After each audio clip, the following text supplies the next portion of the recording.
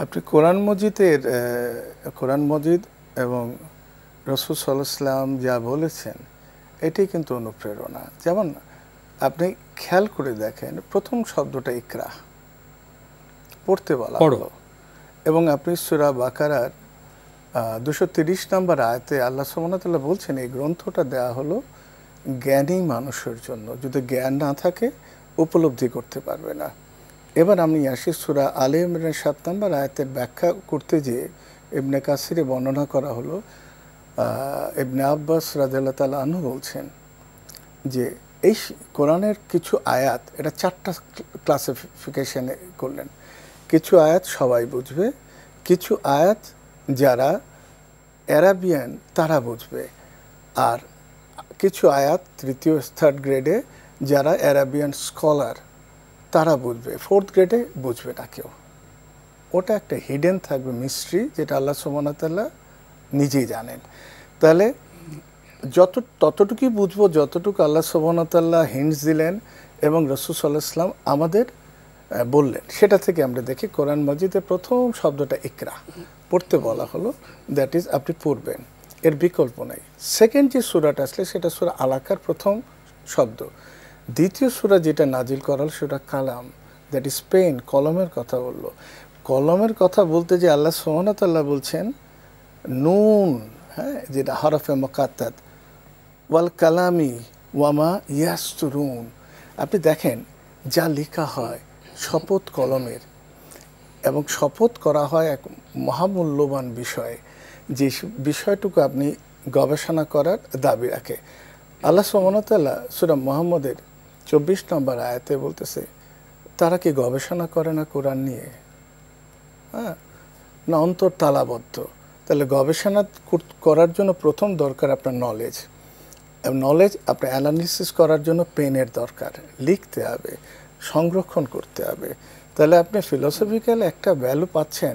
প্রথম দুটা সূরার মধ্যেই জ্ঞানের মধ্যে তাগিদ দেওয়া হলো। একটা সূরা নাজিল করা হলো নলেজ, সূরা লুকমান 31 নম্বর সূরা। লুকমান শব্দের অর্থ হলো ওয়াইজ, নলেজ। তাহলে আপনি দেখেন কি পরিমাণ এমফাসিস দেওয়া হলো নলেজের প্রতি। এবং আল্লাহ বলছেন, আল্লাহ সুবহানাহু ওয়া তাআলা, যে এই গ্রন্থটা কোরআন মজিদটা হলো জ্ঞানী লোকের জন্য, কারণ জ্ঞানী লোক বুঝবে, সে বোঝাতে পারবে। তো সুতরাং আমরা যদি কেউ গবেষণা করতে চাই তাহলে এই কোরআন মজিদে বহু বহু বহু জিনিস আছে। এখন আমরা দেখি একজন ওয়েস্টার্ন স্কলারের কথা, ডোনাল্ড রুটলেজ হিল।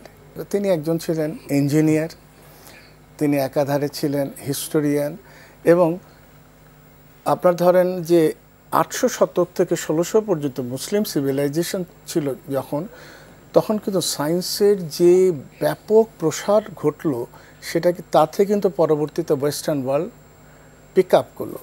তার ভাষাটাই বলি, তিনি বলছে it was divine forces behind that achievement. এই মুসলিমরা যেমন মহাকাশ বিজ্ঞান সম্পর্কে তথ্য দিল, কেমিস্ট্রি সম্পর্কে, ম্যাথমেটিক্স সম্পর্কে, তাদের এই কন্ট্রিবিউশনের পিছনে একটা ডিভাইন ফোর্স কাজ করলো। কোনটা? আল কোরআন আর মুহাম্মদ সাল্লাল্লাহু আলাইহি সাল্লাম। এর পরবর্তীতে আমরা যদি আরেকজন বিজ্ঞানীর কথা ধরি, আসমানি কিতাব রাসূল। মজার ব্যাপার হচ্ছে কি জানেন, রুটলেজ হিল তিনি যে দুটো বই লিখলেন, এই বই কিন্তু একজন মুসলিম পণ্ডিতের, ইঞ্জিনিয়ারের বইটা তিনি অনুবাদ করলেন। সেই ইঞ্জিনিয়ারের নাম হচ্ছে জামাইল ইবনে জাজারি।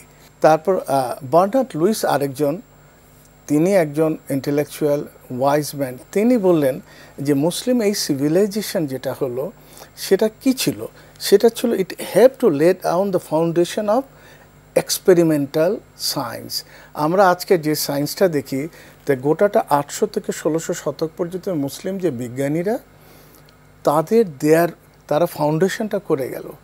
এবং আমরা তারও কিছু বই আছে, যেমন একটা বলছে রিলিজন অ্যান্ড দ্য পিপল, একটা তার বই। আরেকটা বই আছে the Muslim Discovery of future, the Muslim Discovery of Europe.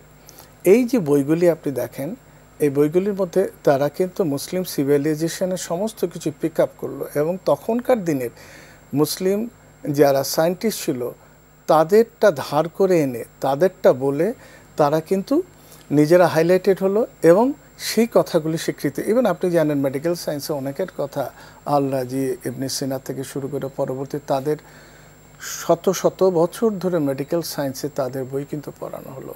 এই অ্যাচিভমেন্টগুলি হচ্ছে শুধুমাত্র একটাই কারণ, তারা কোরআন মজিদ থেকে তারা পিক আপ করলো। আমি যেটা বললাম যে স্কলার ছাড়া বুঝবে না, যে বুঝতে চায় এবং আল্লাহর কাছে জ্ঞান চায়, আল্লাহ যার প্রতি অনুগ্রহ করে সেই জ্ঞানই হয়, এবং এই জ্ঞান প্রাপ্ত যখন হয় সেই তখন আবিষ্কার করতে পারে। অটোমেটিক বিকাশ করতে সেট করুন অটোপে। বিকাশ থাকলে আর কি লাগে।